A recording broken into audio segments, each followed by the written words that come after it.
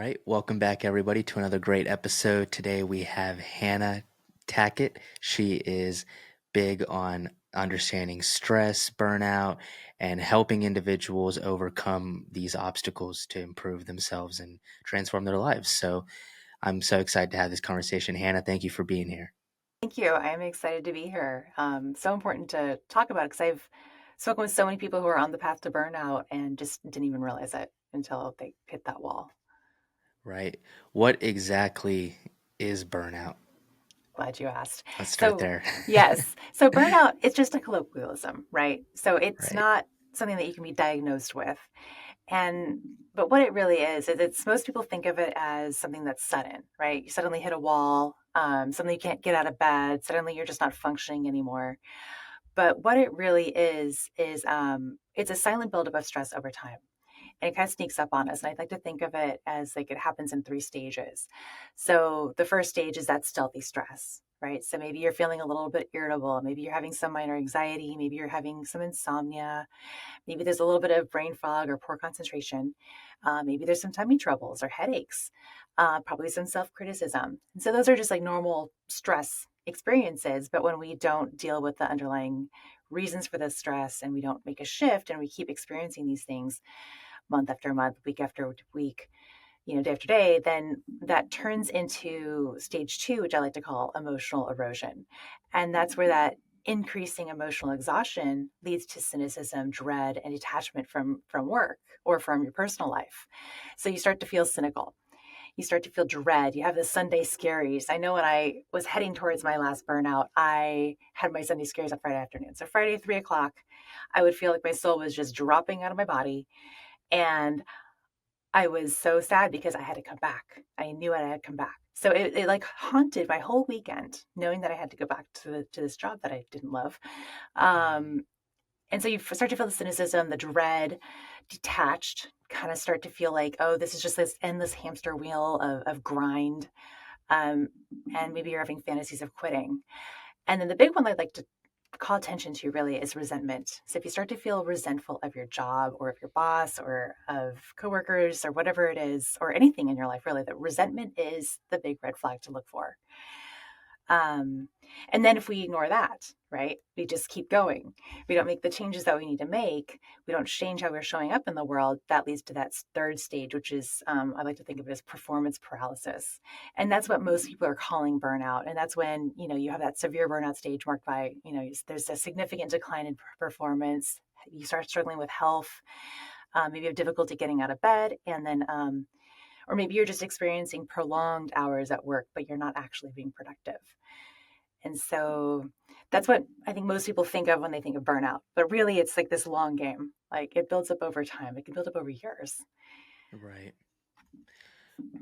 Would you classify someone as in this category of analysis paralysis or the paralysis stage that you were mentioning, someone who's overthinking or thinking more than doing? Is that Performance essentially paralysis, paralysis? Yeah. that can be some of it. Like I had one client who was showing up, she was working 60, 70-hour weeks, but her productivity had tanked to the point where she just wasn't performing anymore. She was put on a PIP.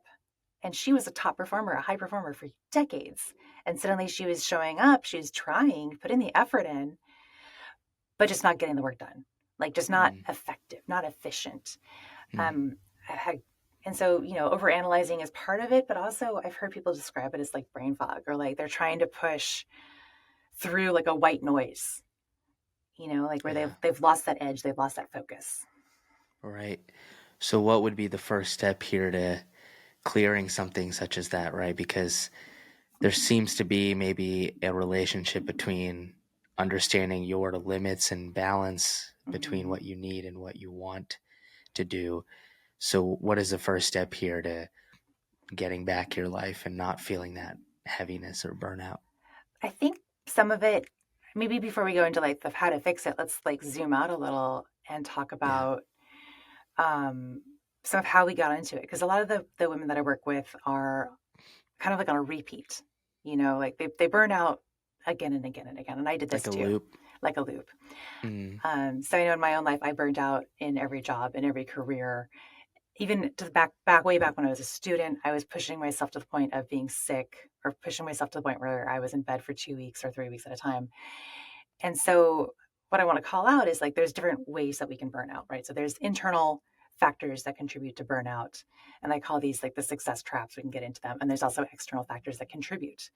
Because what you'll see is like there'll be an environment, everyone's experiencing the same environment. One person will burn out, another person won't. What's going on there? Um, so these success traps that kind of exacerbate or drive us to burnout, they're the same behaviors that have, possibly driven us to success. And so that's that people pleasing where, you're trying to keep your boss happy, your kids happy, your spouse happy, and then your needs are like last on the list. And then usually that's paired with a discomfort or a struggle around saying no to things.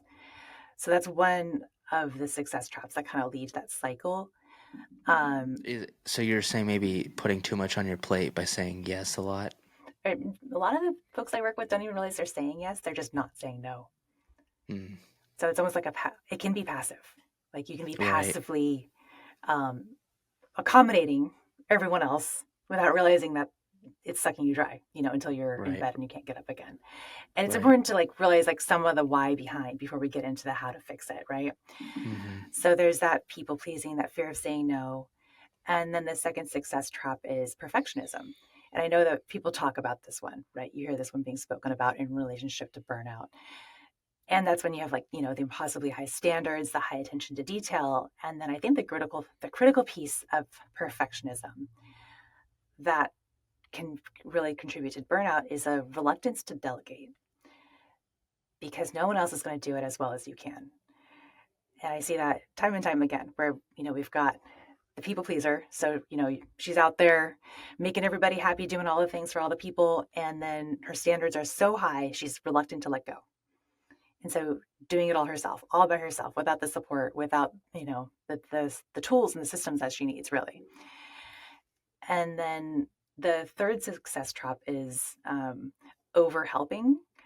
And that's kind of where we see people who are overextending, right? And picking up the problems and the responsibilities of others. So maybe, your teammate's struggling, so you jump in and you help them out or, do it for them.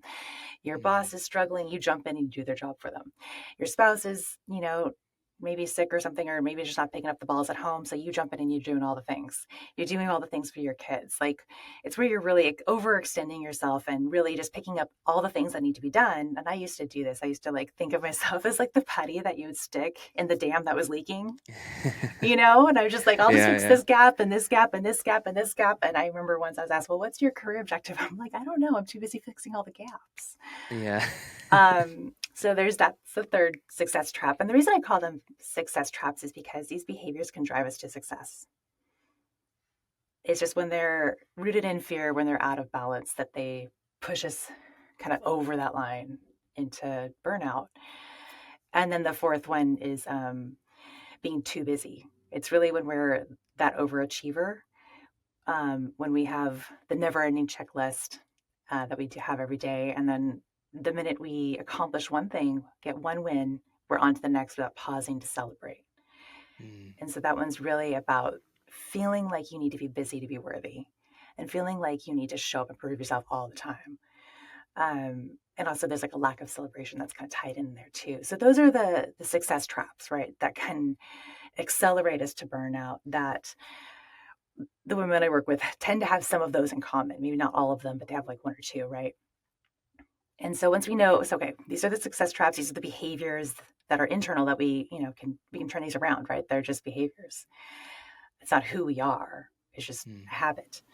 Um, it's just how we show up for work. It's how we're showing up in the world. This can be shifted and changed, and that's where we get into how. Well, how do we change it, right? Um, and so the surprising, what I found surprising, anyways, the surprising key to unlocking burnout is authenticity. And I know that sounds super, super woo. Um, but I can break it down so it's more tactical and tangible. Um, Essentially, when you align with your own values and prioritize and align your actions, it reduces that internal conflict that we often feel, and that dissonance. is a prime, contributor to burnout. Being authentic also means expressing your thoughts and feelings and needs. And that openness can reduce emotional exhaustion and also create genuine connections with others and get the support that you need. And it also enhances our self awareness. And what that leads to is an understanding of our strengths, an understanding of our limitations, and understanding of where our boundaries need to be. And so then we can start setting realistic expectations and create real, firmer boundaries around the areas that we need to have boundaries. So that's why I say authenticity is like the surprising, woo-ish sounding solution. But I've turned that into like 5 simple steps. I call it the peace method, where we can get really tactical and do very real things, have real strategies that we can incorporate into our lives to shift from being that overachieving, too busy people pleaser who's exhausted all of the time and doing all the things for all of the people, and your needs are way, way, way down the list. Shifting that into being able to enjoy your success with energy and serenity. Hmm. So, maybe you could help clarify a little bit. You say one of the keys to change or the keys to, preventing this is authenticity. Mm-hmm. And one of the four success traps you mentioned was, let's say, perfectionism. What is the link there between authenticity and that success trap, right? Because coming from personal experience, you're right. I think there's a certain degree of perfectionism that helps towards Mm-hmm. success. And then there's that line. Now it's a little excessive, but Yeah. where is that line and how does authenticity play into that? So I like to think of that line as you're right, because perfectionism, having high values, high standards, high attention to detail, that's a good thing. That's a Hmm. beautiful thing. And it can lead you to success. I think where it shifts or it tips into perfectionism, or the driving force to exhaustion really, is when it's rooted in fear. And so what I've seen with the clients that I work with is like there's these deeply rooted fears, and fear is just a mindset, so it's not permanent. So if this is hitting home, like don't worry, it's okay. Like, Right. but it's rooted in a fear, and the fears that I've seen over and over again. There's two ones that I see all the time, and one is the fear of not being worthy, and this one shows up as imposter syndrome, or what people are calling imposter syndrome. And with the perfectionism, it's like, well, it could have, as far as where it came, people always ask, well, how do you get this way? I'm like, there's so many ways. Maybe your parents were super critical. I don't know, maybe you were rejected once because something didn't go well, maybe you failed at something. There's so many ways that we can pick these traits up, right? Right. It's not a one size fits all. But really it's that fear of not being worthy, not being good enough. And so you're trying to prove yourself to yourself and to everyone else. And perfectionism is one way to do that, just having those high standards. And like you said, it can lead to success. So you're getting a positive feedback loop. Mm. And when you're like, well, this is how I get success, this is how I get approval, this is how I get belonging, this is how I get a paycheck and security, I'm going to do more of it and more of it and more of it and more of it. I'm going to be the best at the best of the best at everything. And that's where it goes too far, right? Because if you were grounded and knew your limits, and knew also, what I see with perfectionism is everything has to be perfect. So there tends to be like a lack of prioritization, or like a hyper focus on like this little thing over here, but like over here is on fire, you know? So, Right. zooming out a little helps. But yeah, so it's that fear that kind of drives it over the line. And then another fear that I see that's super common is the fear of not enough or scarcity. And so this one, maybe you grew up and there wasn't enough at home. Maybe you saw your parents lose their jobs, or maybe you experienced poverty or some sort of financial struggle at some point, or maybe you've been laid off before or lost a job before, or maybe you've just seen thousands of people get laid off. If you're, working in tech, it's probably very familiar. And so it puts you in this state of high alert, right? And that perfectionism is coming out of this state of high alert because you've got to be on, you've got to be present, you've got to be proving to people that you are good enough at all times, so that Right. your head's not the next one on the block. So those are the common fears that I see, kind of driving, like you said, that perfectionist behavior. And where authenticity comes in, it comes in a way where we work on those fears, really. So you work on realizing, okay, I am worthy because I am. I don't have to be perfect. My work doesn't have to be perfect. I can start letting go and trusting and delegating. Delegation is huge, and it's something that we work on. I know perfectionists really struggle with that one. Is that letting go of that delegation, and then you start to see the burden lower because you're able to focus on taking care of yourself. You're able to delegate responsibility. You start building a team around you to support your vision, as opposed to you being the super person who could do it all. And that's a big mindset shift too. I know when I thought I was superwoman and I could just do all the things by myself, and I, do 5 people's jobs and come home and make Right. homemade dinners, and I was just the best at everything. And obviously that didn't last long. It actually did, but I hit a wall hard. I hit a wall hard, and I was like, okay, I can't do it all. Right. Um, but shifting How did from, yeah, go ahead. uh, how did you convince yourself and, you know, consequently others to let go and delegate? For me, it was sort of a forced issue because I burned out, right? So I was Gotcha. doing all the You're like, things. I was doing 5 people's jobs. I was anxious about losing my job. I was worried about proving myself at all times. And then I got to a point where I couldn't get up. I was in bed, couldn't get up, beyond fatigued. I just felt like I was glued down. And I did not know what was wrong. And I went to the doctors. There's nothing actually wrong with me. I was just fried. And mm, like I mentioned, I've burnt out before, so I kind of knew. I think I burned out again, and I didn't actually have the word right. burnout in my head, but I was like, I gotta fix this.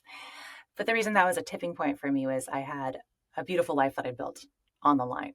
This wasn't like when I'm single and the only person who's suffering is me. I've got 2 babies at home, infants at the time, very young, that I need to take care of, that I want to be a good mom to, and this marriage that I'm in, that I love my partner, I want to show up for it. I had this career that I had put a lot into, that I wasn't ready to just watch it fall apart because I'm stuck in bed. So for me, it was really terrifying. Actually, I was like, I built this beautiful life, and it's going to fall apart because I'm in bed. I need to change. I need to fix this first. I need to heal. And I need to make sure that it Right. never happens again. So for me, it was that this is never happening again. That decision, like, this is unacceptable. I'm going to show up in a different way in life. And that kind of propelled me onto the journey that I took to get to where I am today. And it's usually the same thing, something similar, maybe not as extreme, but people get to a point where they're done. They're done with burning out. They're done with the people pleasing. They're done with the fatigue, and they want something better. They want to be a better version of themselves. They want to be emotionally present for their children. They want to be able to actually participate in their marriage. They want to be able to have fun on weekends. They want to be able to take a vacation without getting sick. So it's really a combination of being fed up and wanting something better. Seems to be the only way to be the catalyst for change, right? If you're constantly stuck in this comfort zone, you're like, life's okay. But when life starts to get when the scale tips, you eventually get to Mm-hmm. the point where you're like, no, I got to tip it back. Right. It's too much. So I think it's enough of a catalyst for change, which makes a lot of sense. But then I guess now if we circle back, we understand that authenticity helps here to prevent it. Mm-hmm. What are some steps to take to get out of it? And what are some steps to just avoid it altogether, like you said? Because you had just said that you were never letting this happen again, right? So, what are Exactly. some steps there too? They're the same steps. So that Ah. helps, right? So I made an acronym so it'd be easier to remember, and I call it the PEACE method. All right. So the first one, P, is to pursue your yes. And that's where we're looking at that authenticity. We're getting really clear on what matters to you now in this season of life. We're going to ditch all the shoulds, all the expectations. We're not going to fulfill our mother's fantasy of us, of our success. We're not going to look at our coworker and be like, I'm going to be successful, so I'm going to try and be like her. Mm, I feel pressure because I'm a mom that I need to be 100% on at home all the time, making homemade meals from scratch and be leaning in at work. So we're going to let go of the shoulds, and we're going to get really clear on our priorities and what our values are and what matters to us in the season of life. And then the second one is E, for energize your being. And this is where we're going to reset our nervous system. We're going to learn how to shift from that stress, fight, flight state into one of, our frontal lobe is engaged and our stress levels have come down. So we're going to reset the nervous system. We're going to release the trauma that is driving the fear-based behaviors, right? And then, do the basics, eat for energy, improve our sleep, connect with loved ones, have some joyful movement in our life, basic human care that so many Right. of us neglect completely. The third step is to assert your voice. And this is where we learn how to ask for what you want and get it. This is where we learn the ways to say no and gain confidence in saying no, because most of my clients struggle with saying no. And what is really important to realize is like saying no is a skill. And some of us learned it and some of us didn't. However, it is just a skill. So it's completely something that you can learn. It's something you can practice. And it's something that you can get really, really good at. And there's ways to say no that will not, the fear is usually like, if I say no to my boss, I'm going to lose my job. But I definitely had that fear. I wouldn't say no to anything. After I got myself in that situation where I was completely fried and very much Right. just dysfunctional, I came back and was like, I need to be able to get some of the crap off my plate. And so I started to say no, but I did it in a way where I was like, okay, there's this coming in. So let's have a conversation. Do you want this or that? Do you want this first, then that? We have this many resources. Do you want it done in this time frame, or would you like to add resources and get it done in this time frame? And having those conversations radically changed my career because I ended up being given more resources. I got a team. I was given a promotion. I got more money. And I dramatically cut the hours I was working. Like I was no longer working too much. Um, and so it's surprisingly like I didn't lose my job by saying no. I got promoted by saying no. So I think that learning how to say no and saying no in the right way, like can accelerate you to where you actually want to go. Right. Um, and then another part of asserting your voice is addressing sabotage because whenever, and your podcast is all about learning, right? And so, as an Yeah. adult, anytime we're learning, we're really changing. And so we have to deal with some change management, right? And that's addressing that internal sabotage, that critter brain that flares up and tries to keep us in our comfort zone. And so we, got to deal with that head on, expect it, don't beat yourself up over it, and plan for it, deal with it.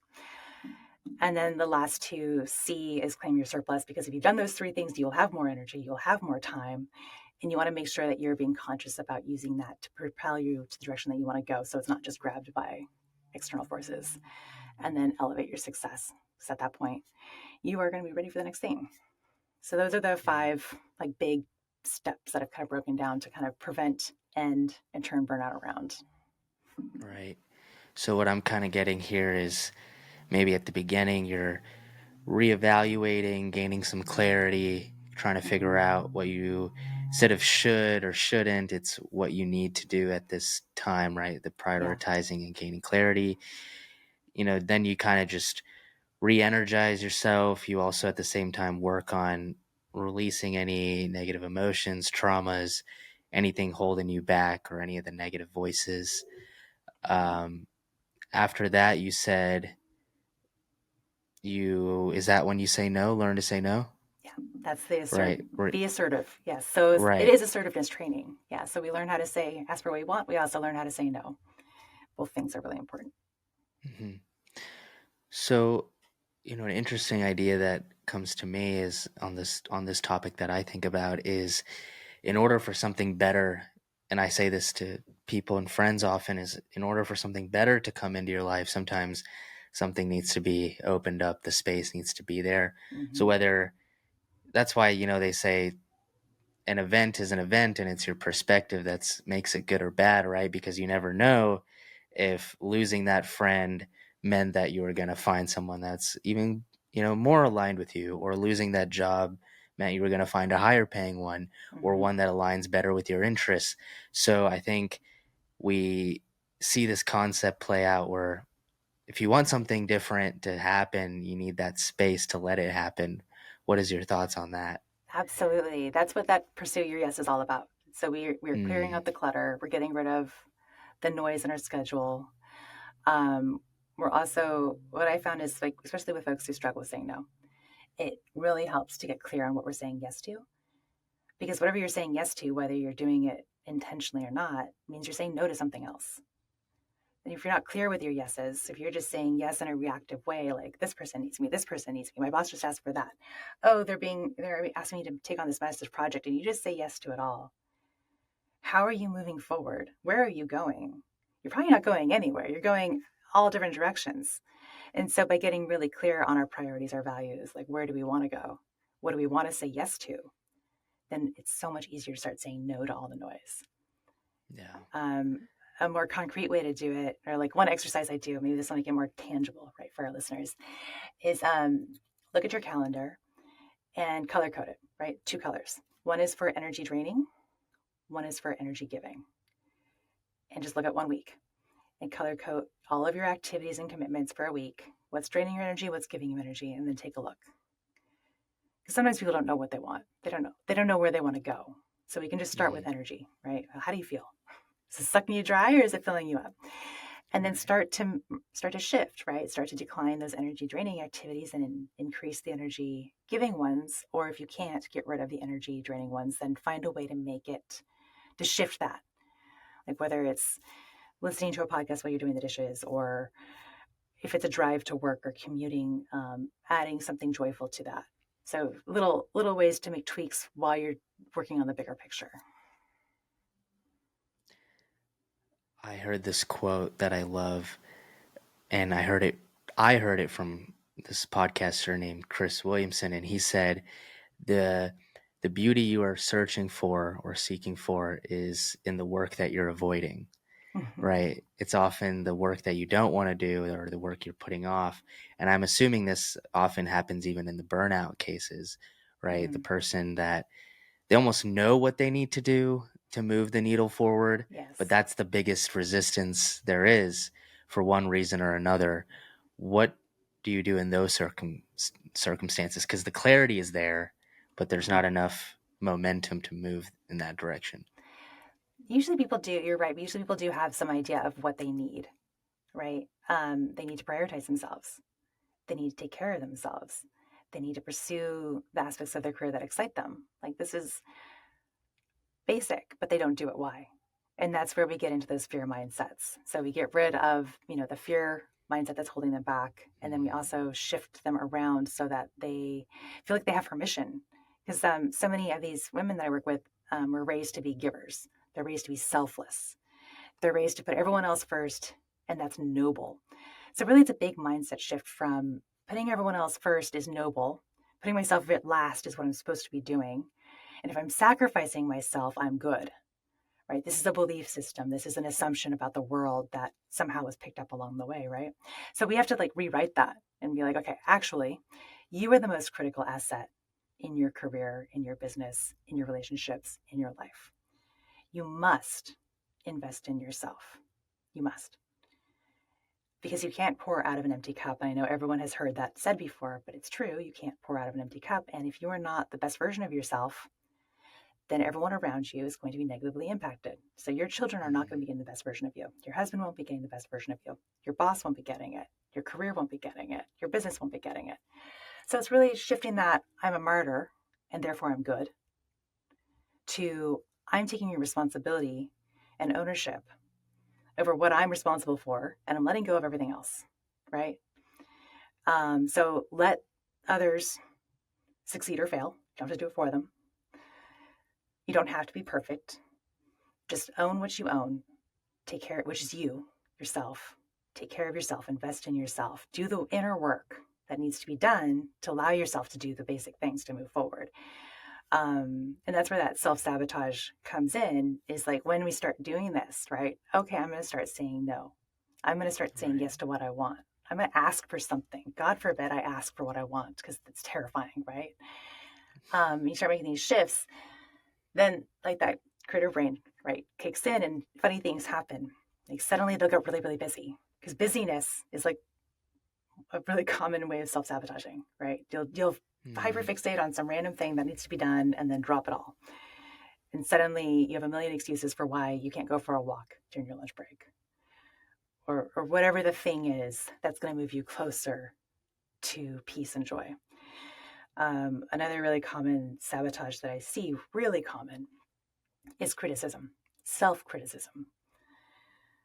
So when you're making these changes or, starting to see some change in your life, you'll suddenly start a really critical self narrative that just sucks the energy and motivation out of you and keeps you stuck.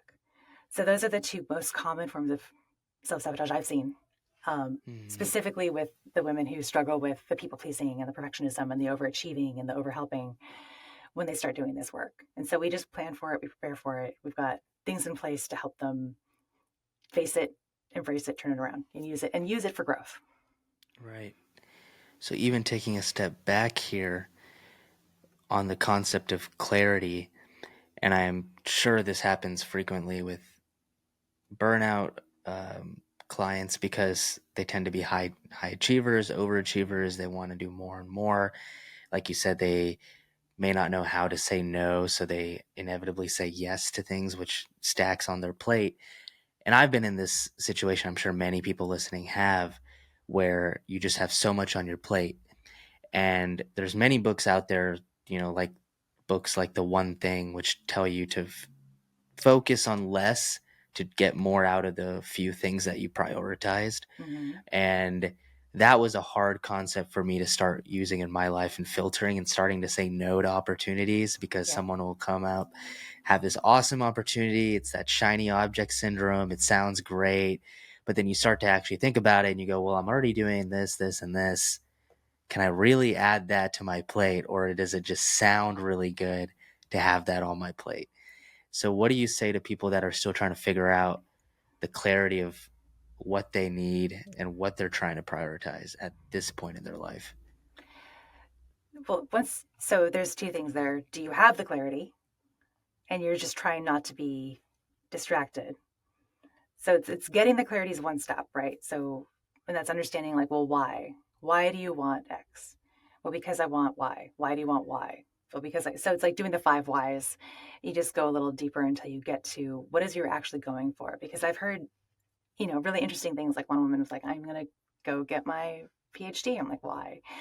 Because I want to meet a man. Why? Because I want to, and like there was this long trail that eventually got to a happy marriage. And I'm like, why don't you just go straight for the Really? happy marriage? Yeah. So people do this to themselves where they think, Huh. I need to do X, Y, and Z to achieve this. And we create amazing obstacle courses for ourselves that between us and what we really Interesting. want.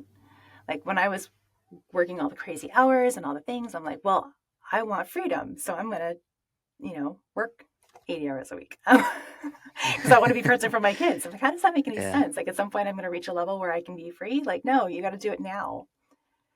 Usually just do it now, is good advice.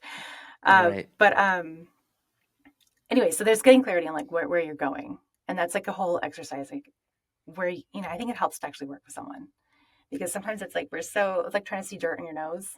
Like we're so up Yeah. in it. Like we can't even, we know it's our truth, but Right. bouncing it off someone, having that mirror can really help kind of get some crystal clear around that. So I found that to be really Right. powerful. It's like working with someone who's trained to get that clarity out of you.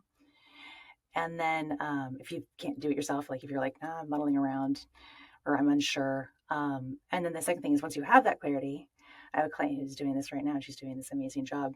She just looks at her calendar every week, for the following week. And it's like, is this moving me forward, keeping me still, or moving me back, or is it, neutral? And then based on that and, current politics of the situation, she declines things. Hmm. She says, oh, why don't you ask so and so? They're really interested in this topic. I'm sure they could, she delegates things. And she goes and she asks for what she wants. She makes sure she gets the right training, she gets the right exposure, she gets the right clients. And it's just every Right. day, every week. Take a look at what's happening next week.